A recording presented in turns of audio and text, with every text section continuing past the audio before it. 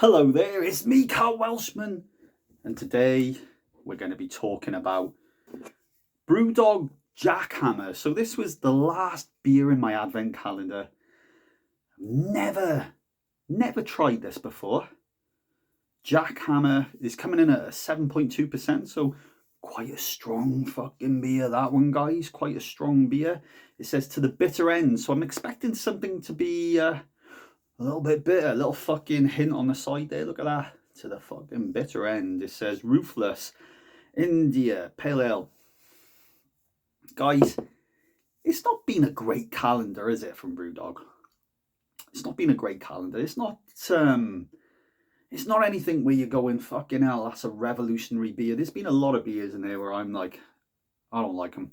I don't like the fucking guava beers, peach beers, fucking pineapple beers, or any of those fucking. Ugh. They just chuck it on top of either the fucking IPAs or their fucking hazies, and they're gross. They're not gross. So it's not been a nice adventure. So that'll be the last Brewdog calendar I get next year, right? And I'm going to thank my good friend Rob Englishman for this idea, right? I'm going to be putting some money to one side throughout the year so I can treat myself to a nice advent calendar from an independent beer company or beer supplier. And I know that Craft Central, i.e., were doing an advent calendar where they essentially just wrapped some beers and stuck a fucking number on top, but they were good fucking beers. They were the sort of beers that you'd open, you'd get excited and go, fucking hell, that's going to be a good, fun drink, you know? Whereas I have essentially got a collection of beers where I'm looking at them right now, these Brewdog beers, and I'm going, I'll just shove them in between all the other beers. You know, when you're having a drink and you're like, right, I got some good fucking beers. I just need something to buffer things out a little bit in between. Yeah. Anyway, without further ado, let's have a look at this. Brewdog, Jackhammer, Ruthless. Fucking ruthless. Ruthless. India Pale Ale. Just going to close the door there, just in case someone tries to come in and either attack me, rape me, murder me, or eat my skin. It smells alright. It smells alright. It smells like it smells like a lot of the other fucking tropically IPAs I've had. And guys, I'm going to use this moment to just tell you that going forward, I am not going to be reviewing IPAs, New England IPAs, or any beers unless they're fucking Imperials or fucking something different. There's only so much you can say about a New England IPA and an IPA and a pale ale. Literally, there's only so much you can say. You can go, it's tropical, it's cloudy, it's fucking. There's only so much you can say. And most people watching, similar to whenever you're watching recipe websites or recipe videos and things like that, we're just casual people that just like to watch the video. We don't really understand or give a shit about hops or anything like that. We just want to know whether the beer tastes nice. And I'm very uninspired by beers that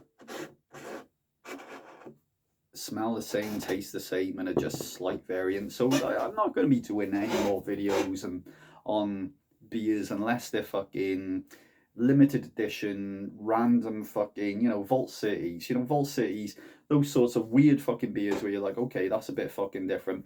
Otherwise, no, I can't be bothered anymore. Anyway, without further ado, look, straw colour, fucking, and this is another one of those beers, guys. I mean, it's said on the tin, India Pale Ale. It's a strong India Pale Ale. It says to the bitter end, so I'm expecting it to be a bit bitter. Let's have a fucking taste. Fucking, it's really bitter. And what's this? little bit of fucking beer. Yeah, fucking hell. It's really bitter. Unpleasantly so, to be honest.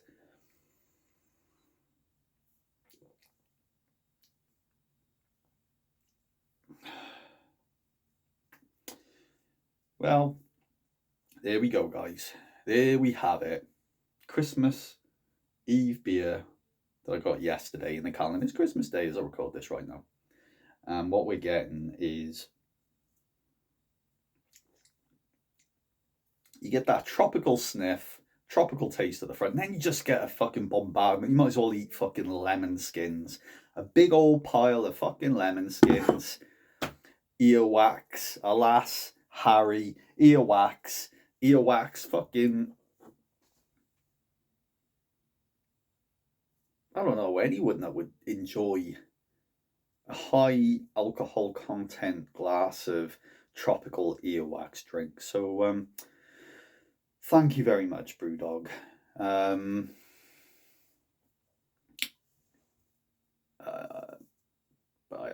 I don't really have much more to say, to be honest. Let me have another little sip. Let me just hang on. I'll tell you a little bit more about it. Carbonated, bitter as fuck.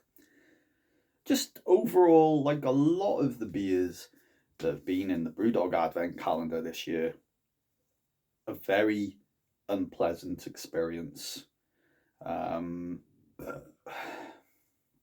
was talking to my brother, and he was telling me about, when Brewdog first started, and about how exciting they were, and how they were pushing the boat out, and they were quite experimental, and they were doing some really interesting things with beers. Whereas now all we're getting is essentially just variations on the New England IPAs, standard IPAs, and lagers. We're not getting much exciting things from them. And what I will say, because I'm honest, Carl, their grind that you can get in the supermarket, their coffee stout is marvelous. Lovely fucking texture, silky smooth, nice alcohol hit in it, tasty overall, a rather nice fucking beer. I recommend that a lot. But that was probably the only thing in my entire advent calendar that jumped out that made me go, holy shit. They do have the Arcade Made, which is, that's a tasty New England IPA, hazy beer.